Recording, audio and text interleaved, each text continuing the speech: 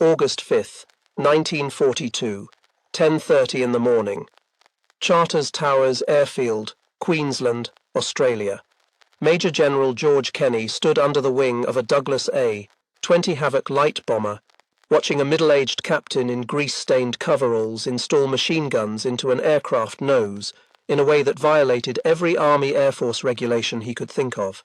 The captain was Paul Irving Gunn, 42 years old, former Navy Chief Petty Officer, currently assigned to the 3rd Attack Group.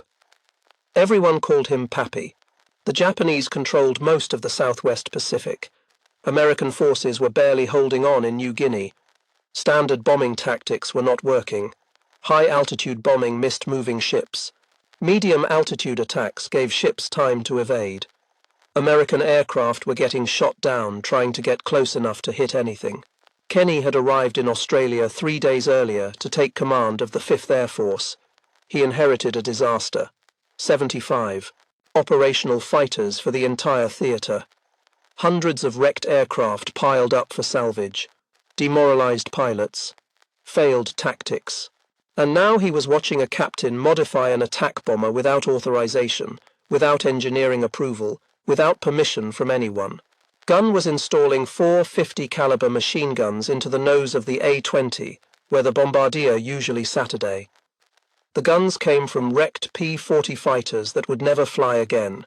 Gunn had scavenged them himself from a pile of 170 wrecked aircraft sitting at the Brisbane salvage yard. He explained his reasoning to Kenny. If bombers attacked at low altitude and high speed, the Bombardier could not aim anyway. The pilot would release bombs and fire guns simultaneously. Maximum firepower delivered at minimum altitude. Skip the bombs into the side of ships. Strafe the decks to suppress anti-aircraft fire. Hit them before they could shoot back. Kenny listened carefully. He understood aviation better than most generals. He had taught the subject at the Air Corps Tactical School in the 1930s, when most officers dismissed it as secondary to strategic bombing. He had written the developmental requirements for attack aircraft. He had written course material on low-level tactics. He had experimented with skip bombing against ground targets, and even played with parachute fragmentation bombs. He was one of the few senior officers in the Army Air Force who believed attack aviation could win wars. But nobody had tried combining all these elements, attacking ships at wave-top height with modified bombers carrying overwhelming nose-mounted firepower. The concept was revolutionary. If it worked, it would change naval warfare in the Pacific. Ships would be vulnerable to air attack in ways they had never been before. The Japanese would lose their ability to reinforce positions by sea. The entire strategic picture would shift. The idea was also completely unauthorized. Army Air Force regulations required engineering approval for any modification to aircraft systems. That approval came from Wright Field in Ohio, 7,000 miles away. The engineering staff at Wright Field tested everything, analyzed stress loads, calculated weight and balance, verified structural integrity. The approval process took months, sometimes years. Kenny did not have months. He barely had weeks. The Japanese were winning. American forces were retreating. Innovation could not wait for bureaucracy. Gunn had already lost everything to the Japanese. His wife, Clara, and their 4 children, Nathaniel, Paul Jr., Connie, and Julie, were imprisoned at the University of Santo Tomas internment camp in Manila. Gunn had been living in the Philippines before the war, running Philippine Airlines, flying Beechcraft Model 18s between Manila and other cities. When the Japanese invaded in December 1941, Gunn flew reconnaissance missions, evacuated civilians, delivered supplies to besieged American forces on Bataan. On April 18, 1942, Gunn flew one of the most dangerous missions of his life. He piloted an unarmed transport aircraft into Japanese-controlled airspace to deliver medical supplies to American troops trapped on Bataan. Japanese fighters intercepted him. Gunn flew at treetop level through the jungle, dodging enemy aircraft, taking ground fire, getting the supplies through. He earned the Distinguished Flying Cross for that mission. But when American forces surrendered, Gunn had to evacuate to Australia. He tried to get his family out first. He could not. The Japanese had already taken control of Manila. His wife and children were captured and sent to the internment camp. Gunn escaped, but his family stayed behind. He had not seen them since. He did not know if they were alive. He had been fighting the Japanese ever since, not through regular channels, not through normal procedures, but through whatever methods killed the enemy most effectively. The first pilot Kenny lost to inadequate firepower was Captain William Benn. Benn was a B-17 pilot with the 63rd Bomb Squadron, 43rd Bomb Group. Brilliant pilot, natural innovator, exactly the kind of officer Kenny needed. In October 1942, Benn developed skip bombing tactics for B-17s attacking Japanese ships. Fly low, 250 feet above the water, 200 miles per hour. Release bombs so they skipped across the surface like stones on a pond. The bombs would hit the ship at the waterline where armor was weakest. Benn flew the first successful skip bombing attack on October 23, 1942. He hit a Japanese cargo ship and watched it sink. The tactic worked. But B-17s were heavy bombers, designed for high-altitude strategic bombing. They were not ideal for low-level attack. They lacked forward-firing armament. They could not suppress defensive fire while approaching the target. The crew had to endure anti-aircraft fire for the entire attack run with no way to fight back. Benn knew the limitation. He worked on it constantly, experimenting with different approach angles, different release points, trying to find ways to reduce exposure time. On January 18, 1943, Benn led an attack on Japanese positions near Leh. His B-17 was hit by anti-aircraft fire during the approach. The aircraft crashed. Benn and his entire crew were killed. Kenny read the casualty report. Benn had done everything right. He had followed correct procedures. He had executed the attack perfectly. The bomber simply could not suppress enemy fire. The Japanese shot it down before it could release its payload. That was the problem. American doctrine said bombers should fly high and rely on fighter escorts for protection. But Kenny did not have enough fighters. He needed bombers that could protect themselves. The problem was clear. American bombers lacked the forward firepower to suppress enemy defenses during low-level attacks. High-altitude bombing allowed bombers to stay above most anti-aircraft fire, but accuracy was poor, and ships could maneuver to avoid bombs. Medium-altitude bombing put aircraft in the worst possible position, low enough for accurate anti-aircraft fire, but high enough that aiming was still difficult. Low-altitude attack was the only solution, but it required overwhelming forward firepower to suppress defenses before the bomber came into range of enemy guns. The 3rd Attack Group commander, Lieutenant Colonel John Davies, sent a report to headquarters. His pilots were dying because they could not suppress enemy fire. The 30 caliber guns were worthless against armored targets.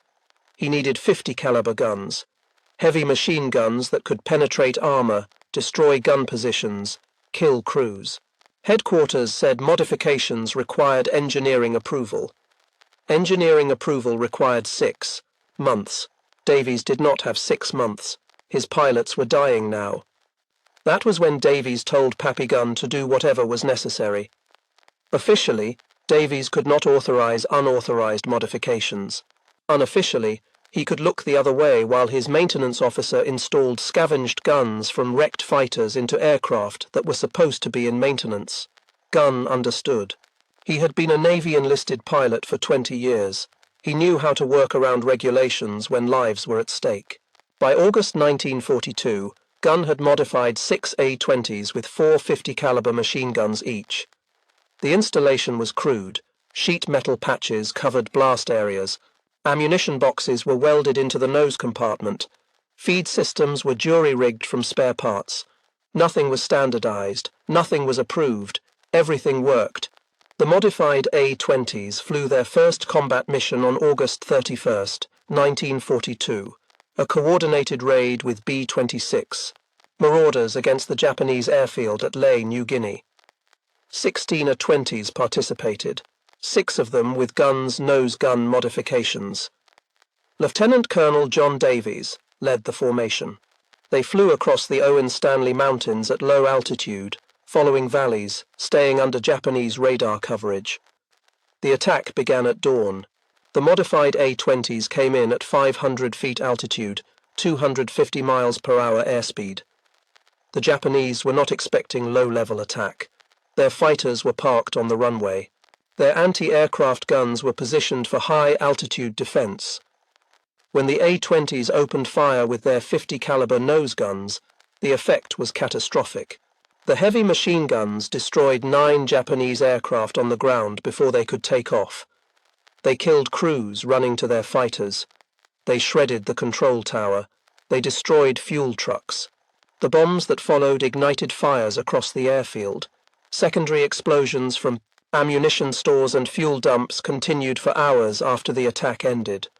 All 16 A-20s returned to base. One had minor damage from ground fire, no casualties. Davies filed his after-action report the same day. The nose gun modification was a complete success. Forward-firing 50 caliber machine guns suppressed defensive fire so effectively that the bombers could attack at minimum altitude with minimal risk. The tactic should be expanded to all A-20s in theater as soon as possible. He recommended that Captain Gunn be promoted and given authority to modify additional aircraft. Kenny read the report and made his decision immediately. He promoted Gunn to Major. He assigned him to 5th Air Force Headquarters as Special Projects Officer. He gave him a team of mechanics and armorers. He ordered him to modify every A-20 in the Southwest Pacific Theater and to scavenge whatever parts were necessary from the wreck pile. Gunn went to work. Over the next 2 months, Gunn modified 32 A-20 aircraft. He also solved a critical range problem. The standard A-20 had a combat radius of 260 miles with a full bomb load. That was not enough to reach Japanese bases on the north coast of New Guinea. Gunn installed auxiliary fuel tanks in the bomb bay, reducing bomb capacity but extending range to 400 miles. The modification required custom-fabricated tanks, modified fuel systems, and careful weight and balance calculations. Gunn did it all without engineering drawings or official approval, but the A-20 still had limitations. It was a light bomber, designed for tactical support, not strategic attack. It could carry only 2,000 pounds of bombs. Its range, even with auxiliary tanks, was barely adequate. Kenny needed something bigger, something that could reach every Japanese base in New Guinea and the Bismarck archipelago, something that could carry enough firepower to destroy shipping and devastate installations. He needed the B-25 Mitchell. The B-25 was a medium bomber, twin-engine, crew of 6, designed for medium-altitude bombing. It could carry 3,000 pounds of bombs, had a range of 1,500 miles, and was fast enough to outrun most Japanese fighters. But it had the same problem as every other American bomber: inadequate forward armament, just 2 50 caliber guns in the nose, fired by the bombardier, not enough to suppress enemy defenses. Kenny called Gunn into his office in November 1942. He wanted 12 B-25s modified as strafer bombers. Remove the bombardier, remove the bomb sight, fill the nose with as many 50 caliber guns as physically possible. Add external fuel tanks to increase range. Turn the medium bomber into a commerce destroyer that could sink ships, destroy airfields, and eliminate Japanese positions at low altitude with overwhelming firepower. Gunn said it would work, but there would be serious engineering challenges. Adding 4 or more guns to the nose would shift the center of gravity forward by at least 12 inches. The aircraft would be nose-heavy. Handling characteristics would change dramatically. Takeoff would require higher speeds and more runway. Landing would be critical because the nose would want to drop. Pilots would need retraining. There were also structural concerns. 8 50 caliber machine guns firing simultaneously would produce tremendous recoil forces. The airframe was not designed for that kind of stress. Rivets might pop, panels might buckle, structural members might crack. The modifications would have to include significant reinforcement, adding weight, which would further affect performance. The ammunition load would also be a challenge. 8 guns with 500 rounds each meant 4,000 rounds of 50 caliber ammunition. Each round weighed approximately 4 ounces. 4,000 rounds weighed 1,000 pounds. That weight had to go in the nose, making the center of gravity problem even worse. Fuel would have to be moved aft, equipment would have to be repositioned, the entire aircraft would have to be rebalanced. And there was one more problem. Regulations. The B-25 was built by North American Aviation under contract to the Army Air Force. Any modification to the basic design required approval from both the manufacturer and the Army Air Force Engineering Command. That approval process could take a year or more. Gunn would be modifying aircraft without manufacturer approval, without engineering approval, without documentation, using parts scavenged from other aircraft. If anything went wrong, if a modified aircraft crashed due to structural failure or handling problems, Gunn would face a court-martial. Kenny might face relief from command. Kenny told Gunn to solve the problems and ignore the regulations. They were at war. American pilots were dying because they could not suppress enemy fire. If Gunn's modifications saved lives and killed Japanese, that was all that mattered. Official approval could come later. Results came first. Gunn went to work. He selected B-25 aircraft number 41-12946 for the first conversion. The aircraft had just arrived from the United States and had not yet been assigned to a combat squadron. It was nicknamed Margaret, name painted on the nose by the factory workers who built it. Gunn and his team took Margaret to the modification center at Eagle Farm Airfield near Brisbane. The work took 3 weeks of 16-hour days. They removed the entire bombardier compartment from the nose. The plexiglass panels came out. The bomb sight came out. The navigator and bombardier positions were eliminated. In their place, Gunn installed a solid nose fairing with 4 50 caliber machine guns mounted in a tight pattern. The guns were M2 Brownings, the same model used in fighters, belt-fed, with a cyclic rate of 150 rounds per minute. Gun mounts were fabricated from steel plate. Ammunition boxes were welded into position. Feed chutes routed the belts from the boxes to the guns. Blast tubes protected the fuselage from muzzle blast. Spent cartridge cases and belt links were ejected through chutes in the bottom of the nose. The entire system was controlled by a single trigger button on the pilot's control column. When he pressed the button, all 4 guns fired simultaneously. But 4 guns were not enough. Kenny wanted more firepower. Gunn added 2 more guns in blisters on each side of the forward fuselage, just aft of the nose.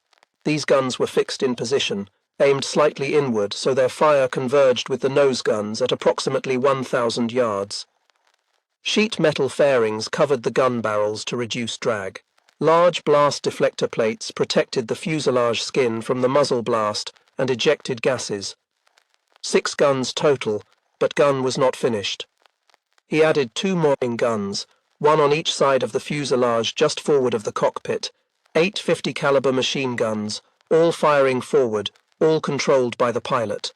The firepower was staggering. At maximum rate of fire, the 8 guns could put out 6,800 rounds per minute. That was 113 rounds per second. The weight of fire was enough to destroy any ship, any aircraft, any ground installation. Gun test flew Margaret on December 23, 1942. The aircraft was nose-heavy, exactly as predicted. It wanted to pitch down during takeoff. He had to hold back pressure on the control column to keep the nose up. Once airborne, the handling was acceptable but not ideal. The center of gravity was too far forward. He flew to the gunnery range and fired the guns. All 850 calibers opened up simultaneously. The recoil was tremendous. The aircraft shuddered. Rivets popped out of the fuselage skin. Panels buckled from the vibration. But the guns worked. 8 streams of 50 caliber bullets converged on the target. The firepower was incredible. Gunn landed and reported to Kenny. The modification worked, but needed refinement. Gunn and his team spent January 1943 solving the problems. They moved the fuselage guns further aft to help the center of gravity. They added lead ballast to the tail. They reinforced rivets and structural panels. They removed the lower turret to save weight. They removed the tail guns. Those positions were useless in a low-level attack. The weight savings helped balance the aircraft. By February 1, 1943, 12 B-25 strafers were complete. They were assigned to the 90th Bomb Squadron, 3rd Bomb Group. The squadron commander was Major Edward Larner, 31 years old, experienced bomber pilot, aggressive leader. He had been flying B-25s since arriving in theatre. He knew the aircraft inside and out. When he saw what gun had done, he understood immediately. This was the weapon they needed. Larner spent February training his pilots on the strafer tactics. Low-level approach, 250 feet above the water. High speed, over 250 miles per hour. Guns open fire at 1,000 yards. Suppress all visible defenses. Release bombs at 300 yards using skip bombing technique. Pull up and climb away before the explosions. The entire attack run lasted less than 30 seconds per aircraft. The pilots practiced constantly. They flew practice runs against wrecked ships offshore. They learned to judge altitude without instruments. They learned to time their bomb releases. They learned to fire the nose guns in controlled bursts to avoid overheating. Most importantly, they learned to trust the aircraft. The strafer B-25 looked ungainly on the ground but flew like a fighter in combat.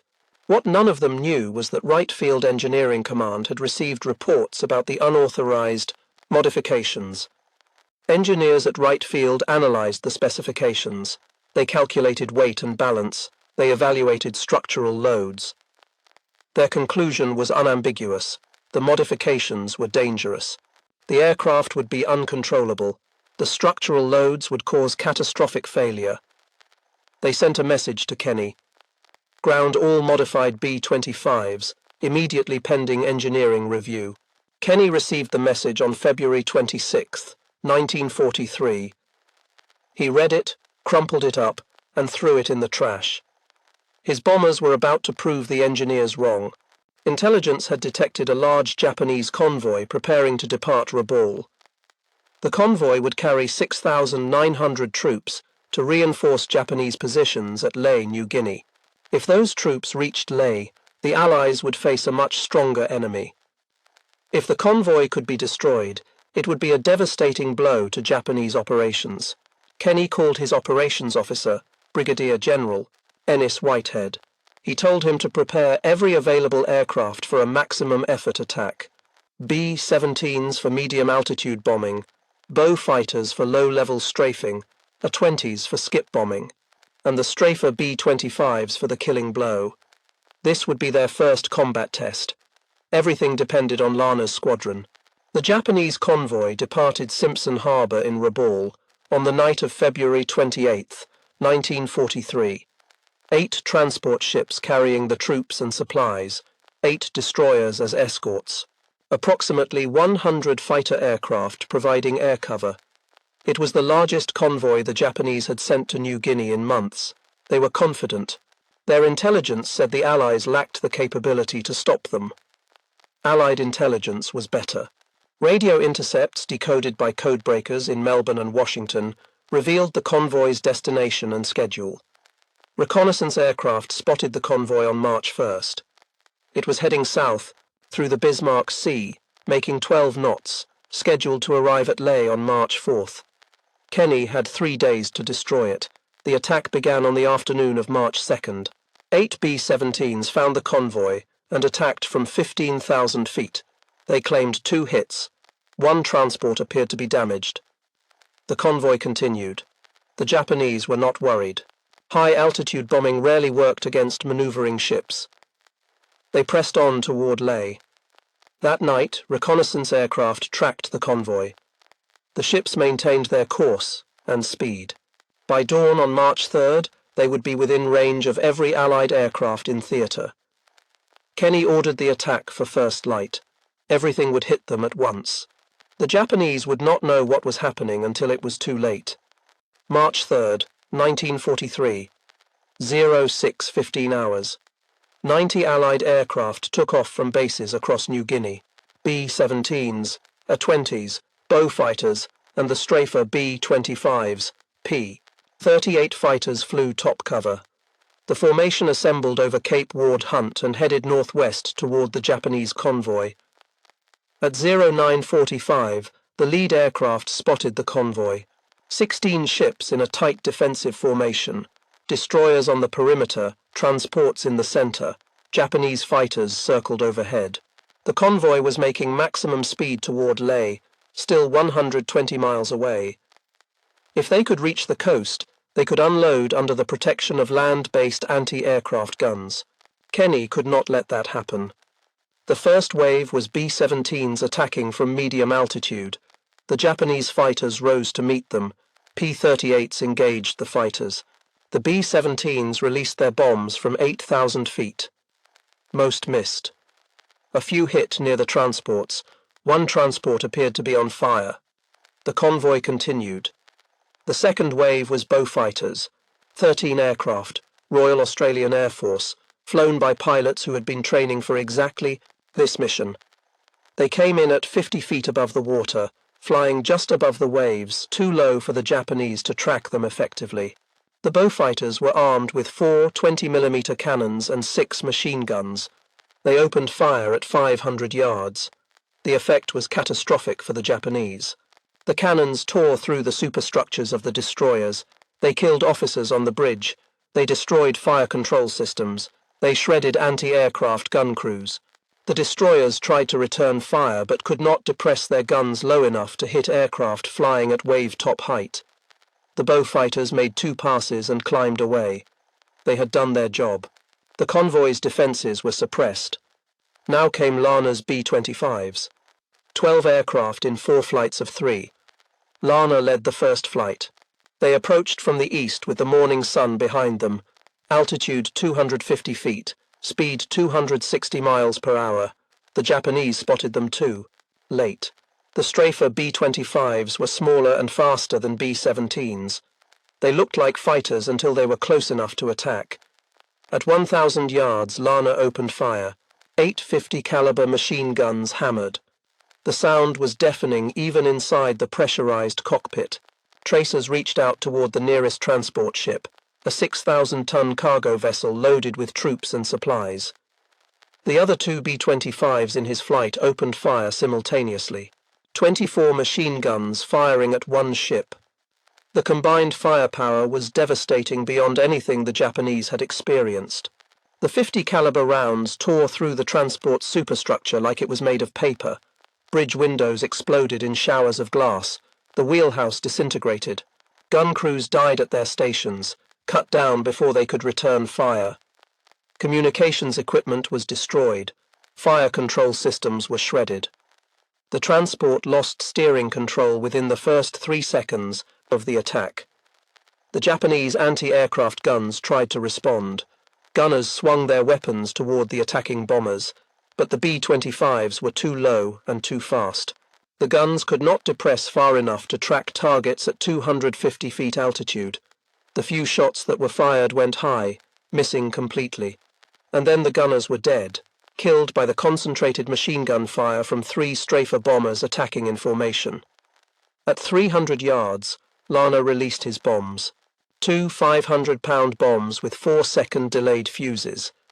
He pulled back on the control column and climbed away, banking hard left to clear the target area. Behind him, the bombs fell away from the aircraft, tumbled briefly, then stabilized and skipped across the water surface like flat stones on a pond. The technique was called skip bombing, and it had been perfected by Major William Benn months earlier, using B-17 bombers. The bombs hit the water approximately 100 yards from the target ship. They bounced once, twice, then struck the hull at the waterline, traveling at over 200 miles per hour. The momentum carried them through the thin hull plating. The delayed fuses meant the bombs penetrated deep inside the ship before detonating. When they exploded, the blast occurred inside the hull, in the cargo holds and troop compartments. The transport broke in half. The explosion blew out the bottom of the ship. Water rushed in. The forward section listed to starboard and started to sink. The aft section rolled to port. Troops trapped below decks had no chance. The ship went down in less than 3 minutes. Hundreds of Japanese soldiers were dragged under. Total time from opening fire to climbing away was 18 seconds. The transport was doomed. Lana's wingmen attacked 2 more transports in the same formation. Captain Robert Strickland hit the second transport with the same devastating effect. His bombs penetrated the engine room. The explosion destroyed the boilers. Steam filled the compartments, killing everyone inside. The ship lost all power and started taking on water. Lieutenant Donald Mitchell attacked the third transport. His machine gun fire killed the bridge crew and destroyed the steering. His bombs hit amidships, blowing a hole in the hull 20 feet across. The transport began settling by the stern. Lifeboats launched. Troops jumped into the water. The organized convoy was dissolving into chaos and 3 transports were sinking, and the attack was not over. The second flight of B-25s attacked the destroyers. Major John Hennebrey led this element. Destroyers were more dangerous than transports. They had heavier anti-aircraft armament, better fire control, more experienced crews, but they were also more lightly built. Their hulls were thinner. Their structures were more vulnerable to 50 caliber fire. Hennebrey approached the lead destroyer at an angle, coming in from the starboard quarter where most of the anti-aircraft guns could not bear. His strafer B-25 opened fire at 1,000 yards. The 850 caliber guns concentrated on the destroyer's superstructure. They destroyed the bridge, killed the officers, wrecked the fire control equipment. The destroyer lost command and control in seconds. The bombs that followed were perfectly aimed. They skipped into the destroyer's side amidships, penetrated the thin hull, and exploded in the engineering spaces. The destroyer lost power. Dead in the water, burning. The crew abandoned ship. Another destroyer, trying to maneuver to avoid the attacking aircraft, collided with a damaged transport. The collision tore open both ships' hulls. Both vessels were lost. The third and fourth flights attacked the remaining transports. The pattern was the same. Low-altitude approach at high speed. Devastating machine gun fire suppressing all defenses.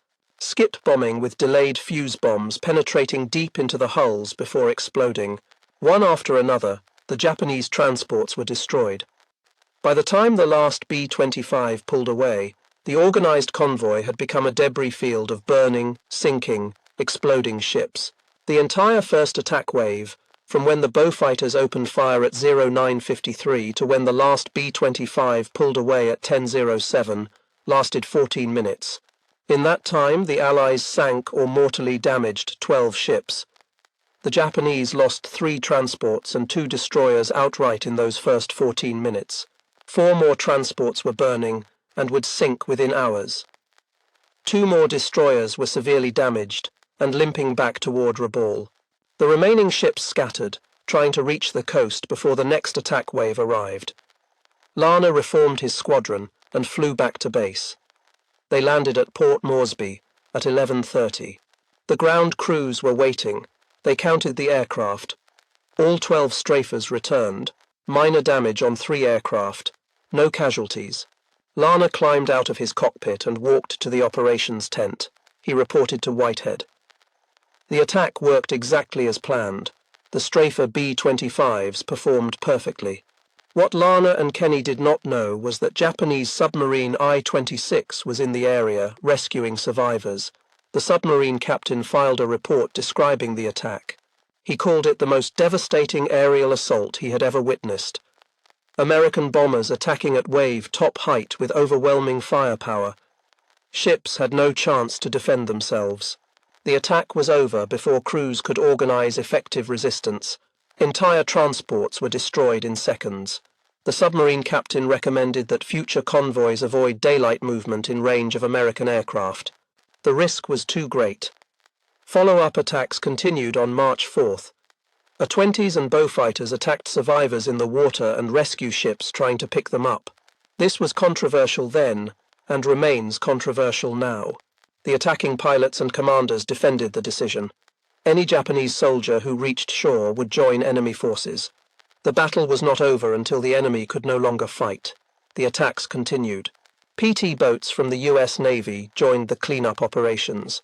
They found scattered groups of survivors and engaged them.